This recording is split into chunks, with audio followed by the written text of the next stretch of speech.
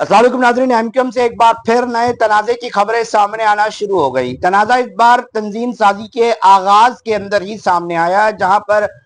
MQM Pakistan के senior रहनुमा अमीनुल हक, फारूक सत्तार, शकील साहब और दीगर की जानिब से जब फेडरल बी एरिया का सेक्टर अनाउंस किया गया तो उसके बाद कुछ लोगों के नामों पर एतराज जो है वो सामने आए। शदीद तहफ़्फ़ुज़ात का इजहार जो है वो किया जा रहा था अंदरूनी एमक्यूएम के हल्के, और इतलात के मुताबिक सीनियर रहनुमा जो है वो भी शदीद तहफ़्फ़ुज़ात का इजहार करते हुए इस वक्त एमक्यूएम पाकिस्तान के अंदर दोबारा दाखिल होने के लिए नहीं चाह रहे, और साथ साथ शदीद नाराजगी का इजहार करते हुए एमक्यूएम के मरकजी दफ्तर जो है बादराबाद से बाहर निकल चुके हैं। इस वक्त आज की ताजा तरीन अपडेट अगर मैं आप तक सामने रख सकूं तो उसके हवाले से इतलात की हैं कि फेडरल बी एरिया के अंदर एक बहुत बड़ा जो है वो एहतजाजी इजलास के नाम पर 9 बजे के करीब जो है वो तलब किया गया है, और कारकुनान जो है वो ये मुद्दा रखते दिखाई दे रहे हैं कि जनाब ऐसे कारकुनान को या ऐसे जिम्मेदारान को, ऐसे लोगों को लाया जा रहा है जिनकी तादाद जो है वो उस तरह अदादी तौर पे जो है वो कम है। अब ये कितना सच और कितना जो है वो बेहतर साबित होता है ये वक्त बताएगा, मगर आज एक बार फिर इख्तिलाफ की खबरें जो है वो सामने आना शुरू हो गई हैं। क्या लोग ये सोचने में मजबूर है कि अपोजिशन, मतलब अगर आपकी तंजीमी ढांचा मजबूत होगा तो यकीनी तौर पे आप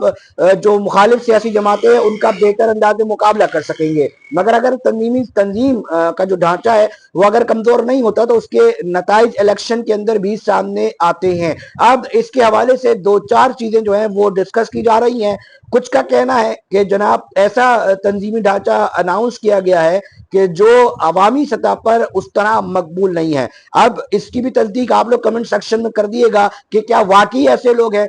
जिनको अनाउंस किया गया है वो इतने ताकत नहीं रखते अवामी हलकों में और अवामी राब्तों के अंदर उनकी पजीराई उस तरह नहीं है।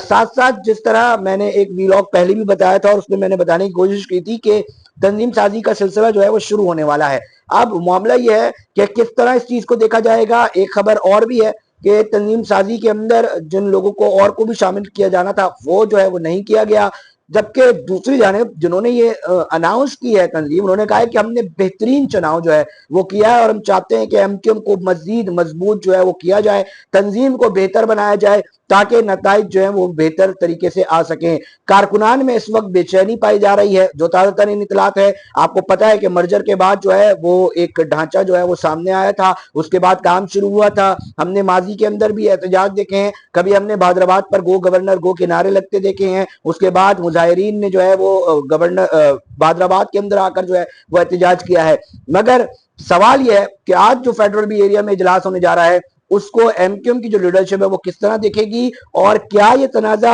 फिर से एक बार फिर बढ़ेगा और उसके नताइज एमक्यूएम और इस शहर के ऊपर किस तरह जो है वो सामने आएंगे। क्योंकि बताया जा रहा है कि आइंदा जो इलेक्शन है उसकी तैयारियों के हवाले से भी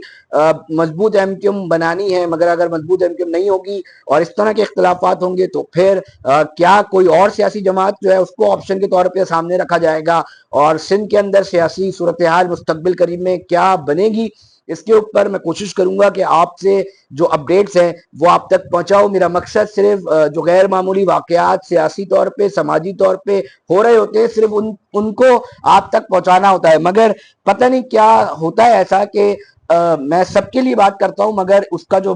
एक रिएक्शन आता है वो इतना खतरनाक आता है कि सब लोग ये समझते हैं कि यार मैं शायद किसी पार्टी के खिलाफ हूं या शायद जो है वो किसी के खिलाफ हूं, मगर मैं किसी के खिलाफ नहीं हूं। गैर मामूली वाकयात हमें अब आदत है रिपोर्ट करने की, हम क्या करें, हमारा शोबा ऐसा है कि हमें ये करना पड़ता है, और अपने आप को जिंदा रखने के लिए अब डिजिटल प्लेटफॉर्म है जो मैं कोशिश करता हूं कि उसके जरिए जो है वो आप तक इंफॉर्मेशन का जो सिलसिला है वो जारी रख सकूं। आपकी क्या राय है? एमक्यूएम के अंदर और एमक्यूएम के बाहर लोग इस तंजीम साजी को किस तरह देख रहे हैं उस पर कमेंट कर दिएगा। तंजीम साजी क्या बेहतर होनी चाहिए, मजबूत होनी चाहिए, और अगर होती है तो उसके नताइज कैसे होंगे वो बता दिएगा। और क्या एमक्यूएम अब वो सब्जेक्ट भी है कि जिसको इतनी अहमियत दी जाएगी, उस हवाले से भी आप अपनी राय से हमें आगाह कर दिएगा कमेंट सेक्शन में। और फिर दरखास्त करूंगा, मैं किसी के खिलाफ नहीं हूं, प्लीज बुरा भला मत कीजिएगा। हम एक